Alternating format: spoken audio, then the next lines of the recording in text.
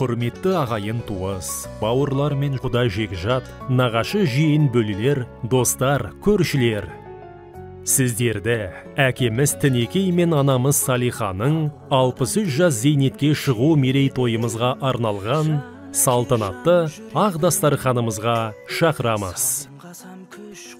Кел ағайын, қуаныштан қалмаңыз, қуанышты қуанышқа жалғаңыз.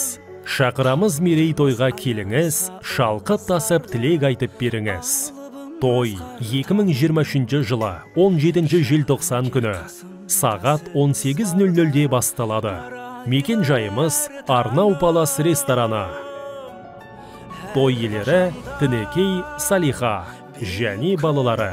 Сіздерді асыға күтеміз.